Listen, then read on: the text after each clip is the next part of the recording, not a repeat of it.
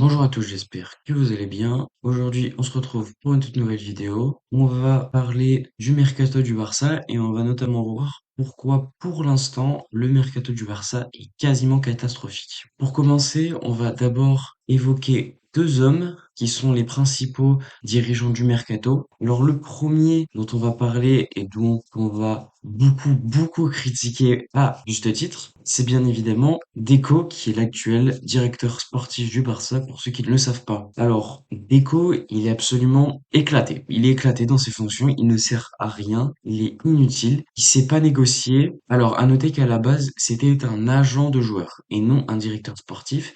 Cependant, le Barça l'a pris en tant que directeur sportif et petit tableau de chasse qu'il a depuis son arrivée. Il n'a pas réussi à signer Arda Güler en Turquie qui était quasiment promis au Barça. C'était presque fait au final. Devinez où il est allé? Au Real, bien évidemment. Il a rencontré l'agent de Nico Williams à Saragosse. Je vous laisse regarder où en est le sujet Nico Williams aujourd'hui. Il a aussi rejeté Bergval après une réunion avec lui à Barcelone.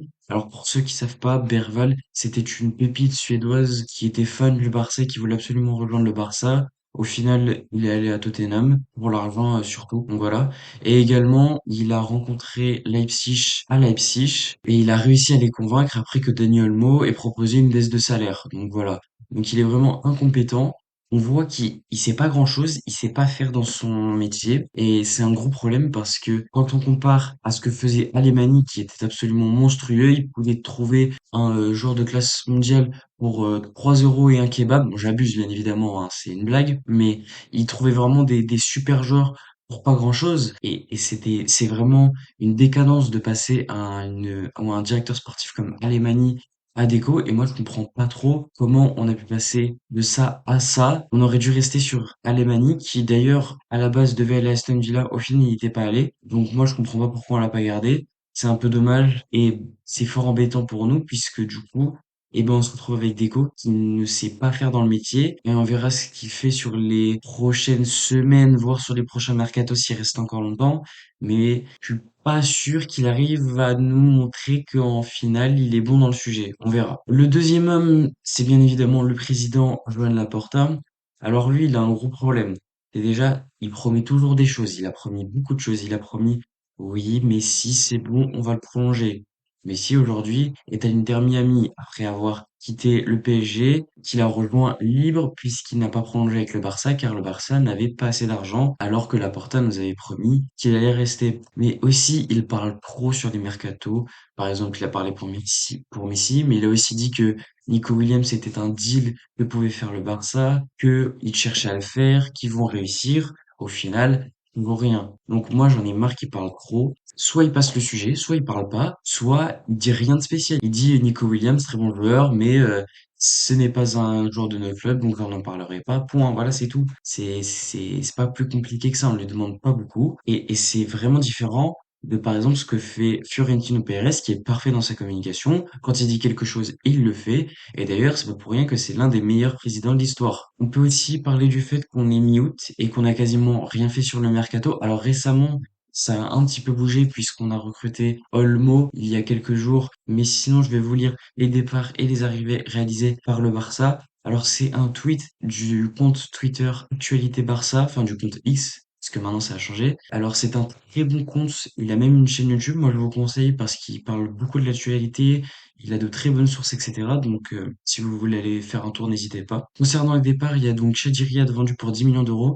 Alors c'est pas nous qui l'avons vendu, c'est le Betis il me semble, mais je suis pas sûr du club qui l'a vendu à Crystal Palace. Et nous on avait un pourcentage à la revente, donc c'est pour ça qu'on a eu 10 millions. Margouillu qui est parti pour 6 millions, là pareil c'est une clause libératoire, donc on n'a rien fait. RB Lloris pour 800 000 euros, là encore une fois c'est pas directement une vente à nous, c'est une vente d'un autre club à un autre club, je sais plus c'est qui, je vais pas vous mentir, je sais pas qui a vendu à qui. Sergino Dest, on a juste un pourcentage à la revente. Alors là, c'est un peu compliqué puisque Sergino Dest s'est blessé pendant de très longs mois. À la base, on devait recevoir 5-10 millions. Au final, on n'a rien eu. On a juste un pourcentage à la revente. C'est dommage, mais en même temps, fallait s'en débarrasser et on pouvait pas forcément obtenir mieux. Donc là, c'est un peu, on va dire, pas grave. Enfin, c'est pas grave, mais c'est pas non plus catastrophique. On a aussi Marcos Alonso parti libre. Bon, là, c'est juste catastrophique déjà de l'avoir pris. Donc, à partir de ce moment-là, voilà. et Oriol Romeo, on a prêté à Girona. Alors à la base, ça parlait d'un transfert à 3,5 millions avant l'été. Au final, on se retrouverait avec un prêt avec lui. Je comprends pas où sont passés nos 3,5 millions. Bon, c'est dommage.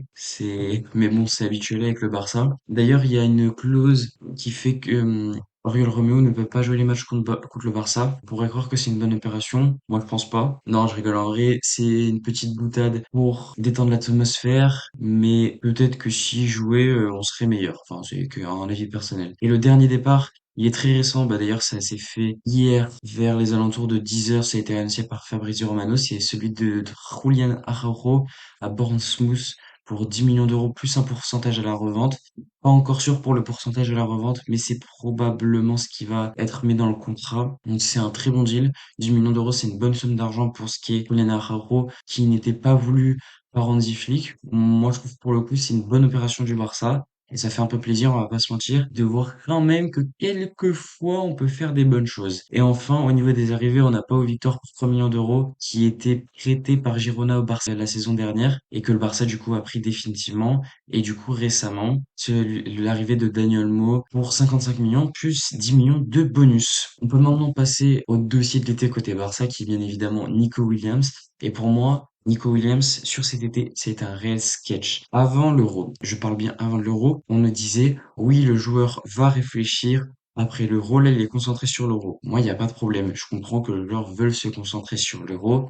C'est normal. N'importe quel joueur fait ça. D'ailleurs, il y a eu très très peu de transferts pendant l'Euro parce que tu dois être concentré sur la compétition. Et moi, il n'y a pas de problème avec ça, je comprends. Et d'ailleurs, si ça avait été un Français qui a été plus concentré sur ses affaires de transfert, Mbappé, ben moi, ça m'énerverait. Donc pour le coup, il n'y a vraiment aucun problème. Après l'Euro, on nous a dit, oui, il doit prendre 1 ou 2 semaines pour réfléchir parce que le Barça avait déjà l'accord avec l'agent et vu que c'est une clause libératoire, il ne manque plus que l'accord du joueur et le joueur veut réfléchir un peu. Bon, déjà un peu bizarre, mais laissez-nous réfléchir. On avance, toujours pas de décision. Après, on nous dit, oui, Nico Williams, il va attendre la fin de ses vacances. À un moment, faut arrêter le délire quand même. C'est n'importe quoi. Enfin, Nico Williams, c'est qui? C'est Messi. Comment il peut attendre autant de temps? C'est soit oui, soit non. À un moment, faut arrêter de réfléchir. Il se prend pour qui? Et dans le même temps, pourquoi le Barça ne fait rien? Pourquoi on n'a rien fait pendant des semaines à regarder? Au final, on s'est quand même décidé à prendre Olmo parce qu'on s'est dit que ça sentait pas très très bon. Et moi, je trouve ça honteux qu'on ne fasse rien et qu'on attende Nico Williams comme des plots. Faut arrêter.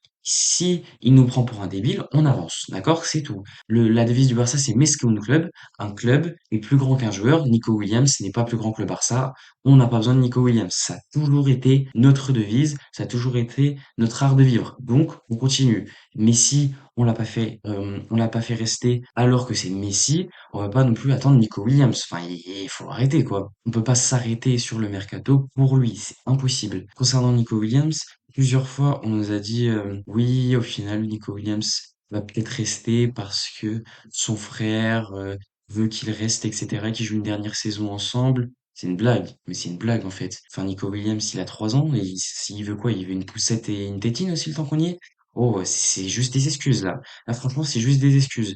Parce que, honnêtement, pour moi, c'est faux. Enfin, c'est juste un prétexte. Il s'en fout. Enfin, il a pas 3 ans non plus. On parle d'un mec qui a 21, 22 ans, je sais plus. On parle pas, allez, à la limite, ça aurait été Lamine Yamal à 16, 17 ans. Encore, je dis pas, il est petit, enfin, il est petit, il est assez jeune, etc. Il veut peut-être avoir son frère qui est plus expérimenté, s'il avait un frère qui joue au football, voilà. Mais là, on parle de Nico Williams qui a quand même quelques années déjà de haut niveau, etc. Donc, pour moi, ça c'est juste une excuse. Et c'est un peu nul de sa part de sortir ça alors que bah c'est totalement faux. Et il y a aussi d'autres informations comme quoi Nico Williams il viendrait pas parce qu'il a peur que le Barça ne puisse pas l'enregistrer. Et là vous allez me dire mais comment ça c'est pas possible parce que Nico Williams c'est 60 millions d'euros et Olmo on a aussi payé 60 millions d'euros, il est déjà enregistré. Alors oui, mais alors là pour le coup c'est un vrai truc, c'est une vraie excuse entre guillemets parce que c'est pas la même chose. Ça faut que je vous l'explique. En fait en Espagne les clauses de libération doivent être payées d'un coup, contrairement aux transferts normaux, où là, par exemple, sur Dani Olmo, imaginons que c'est 60 millions d'euros fixe, je prends le nom qui m'intéresse, et que il a un contrat de 6 ans au Barça, et ben en fait, le transfert sera réparti sur 6 ans, c'est-à-dire, vu que c'est 60 millions d'euros, ils paieront 10 millions par an. En fait, c'est ça la différence. Et du coup, c'est plus cher pour Nico Williams de l'inscrire que pour Daniel Mo. C'est compliqué à comprendre, mais une fois qu'on le sait, on peut se dire que ce qu'il dit marche entre guillemets vraiment. Mais bon,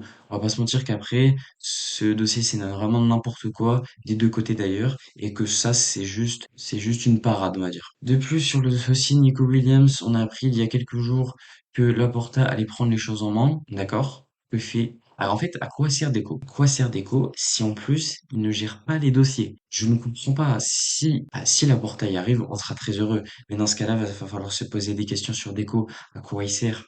À quoi Monsieur Deco sert? Il ne sert à rien s'il ne gère plus les dossiers. Enfin, ça se passe comment? Et Laporta, bientôt, il va faire quoi? Il va faire entraîneur, il va faire joueur, il va faire constructeur du stade. C'est lui qui va construire le stade. Non mais faut arrêter 2 secondes. Il y a des postes définis, ce n'est pas pour rien. Donc maintenant, on va arrêter les délires. Si Deco ne sait pas gérer les affaires, il les dégager du club. C'est aussi simple que ça. On prend un autre directeur sportif. Je pense qu'il y en a plein sur le marché. On en prend un compétent, contrairement à certains, et c'est tout. Donc moi, ça m'énerve un peu de voir ce genre d'infos sortir parce que c'est une honte absolue et ça me dérange. Enfin, moi, je comprends pas comment Laporta peut se dire oui, non, il n'y a pas de problème. Il y a aucun problème, on fait ça, il y a aucun problème.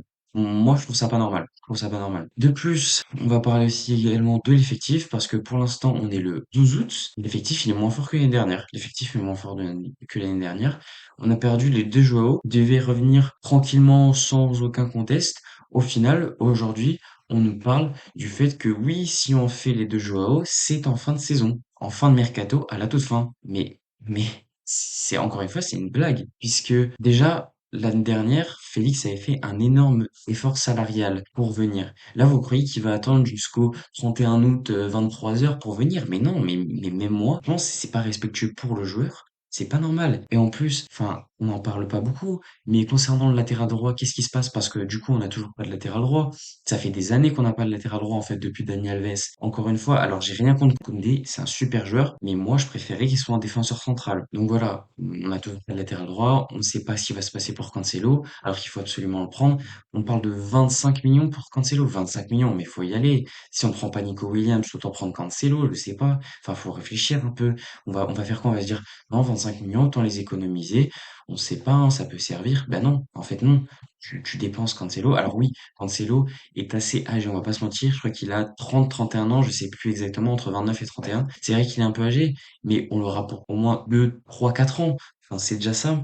Et on peut après se concentrer sur l'année prochaine. On peut aussi parler du cas Victor Roque, qui est absolument catastrophique et où la direction est pour l'instant, à l'heure actuelle, irrespectueux envers le joueur. Alors on est allé le chercher pour 40 millions environ à l'Atlético Paranense il y a un an maintenant. À la base, il devait venir pour janvier. Au final, au fil des mois, ça disait plutôt qu'il allait venir l'année prochaine. Et vu que Gavi a subi les ligaments croisés, au final, il est venu pour janvier, entre guillemets, pour le remplacer, même si c'est pas le même poste, vous avez compris ce que je voulais dire. Et aujourd'hui, on l'a vu quoi? On l'a vu quelques matchs, mais pas plus. Il avait fait des bonnes entrées et après il s'était pris un carton rouge contre le Deportivo Alavés. Carton rouge totalement immérité puisqu'il avait absolument rien fait. Et après ça, on l'a plus du tout vu. Il s'est devenu un fantôme et ça parlait de le vendre déjà, qu'un sens. Ça parlait du fait qu'il avait pas assez de technique, etc. De ce qu'on a vu, c'est vrai qu'il semble pas très technique. Cependant, on l'a pas assez vu pour nous prononcer. Nous aussi, on aimerait bien le voir dans les matchs pour se faire un avis, parce que là, on a vu sur les deux trois matchs de pré-saison, mais c'est tout. Il y a rien d'autre. Et ça parlait du coup de le vendre. Au final, après, c'est passé sur un prêt. Après, c'est repassé sur le fait de le vendre. Et là, aujourd'hui ou hier, je sais plus, ça parle que la décision du transfert définitif aurait été écartée. Je comprends pas trop. Ça va donc partir sur un prêt. Alors c'est une bonne nouvelle parce que on pourra vraiment voir ce qu'il vaut et on le suivra dans son autre club. Mais c'est totalement irrespectueux de faire venir un joueur du Brésil pour cette somme-là, pour au final vouloir le vendre directement. Et en plus, ça va nous porter l'œil à nous dans le futur, puisque si moi je suis un jeune Brésilien et que je regarde ce que le Barça a fait à Victor Roque, je suis désolé, moi je préfère un autre club. Surtout un autre club qui m'offrira probablement plus d'argent. Voilà, après c'est mon avis. Le dernier sujet, c'est que le Barça a toujours, en 2024, l'été 2024, ça fait des années qu'on en parle, le Barça a toujours des problèmes financiers et on remet tout au lendemain. C'est-à-dire que, par exemple, sur le cas libéraux, Ça fait depuis l'année dernière qu'on le sait, l'été dernier. Ça veut dire là, ça fait un an, on le sait. Ça vient de se régler. Il y a 2 jours, un jour, je crois. Ce n'est pas possible. Honnêtement, c'est pas possible. Donc, pour ceux qui savent pas, en fait, le Barça a vendu des actions sur ses parts de Barça Vision ou Barça je sais pas quoi. Et une entreprise qui avait les parts a revendu une partie de ses parts à des entreprises, dont une entreprise qui est Libéraux. Et Libéraux a refusé de payer l'argent. Donc déjà, c'est du grand foutage de gueule, hein. À partir de ce moment-là, ils se foutent de nous. Mais de plus, le Barça, ça fait un an qu'ils le savent qu'ils ne vont pas payer. Ça fait un an qu'on dit oui, le Barça recherche, oui, le Barça va trouver. Ah non, le Barça n'a pas trouvé. Ce sera dans un mois, ce sera dans 2 jours. Nanani, nanana. Au final, ça vient de se régler quelques jours auparavant. Parce que c'est Amabac ou un truc dans le genre, bref, une entreprise chelou qui va reprendre avec Spotify et aussi une autre entreprise dont je connais plus le nom, désolé. Et enfin, le dernier souci, c'est avec le deal Nike, qui dure depuis des mois. Chaque mois, on nous dit, oui, ça sera bientôt annoncé. On nous a dit, ce sera dans la tournée américaine. Après, ce sera après l'euro. Après, ce sera bidule. Après, ce sera machin. Au final, c'est toujours pas annoncé. Nous, on en a marre. On veut que le deal Nike soit annoncé parce que c'est un gros deal. On sera l'un des clubs les mieux payés au monde sur l'affaire des maillots, du sponsor, etc. Donc, franchement, il faut l'annoncer parce que ça nous mettrait bien aussi au niveau du fair play financier. Voilà, c'est la fin de la vidéo. J'espère que je vous ai bien expliqué pourquoi, selon moi, le mercato du Barça est pour l'instant quasiment catastrophique. Cela dit, cela s'améliore grâce aux deals libéraux, à la vente de Julian Araujo, qui est une très bonne vente, et aussi à l'arrivée de Daniel Mo. Donc, j'espère que la vidéo vous aura plu. N'hésitez pas à dire ce que vous en avez pensé en commentaire, mais aussi de ce que je pense, moi, de ce mercato en commentaire. N'hésitez pas à lâcher un like, à vous abonner, et moi, je vous le dis, tchuss.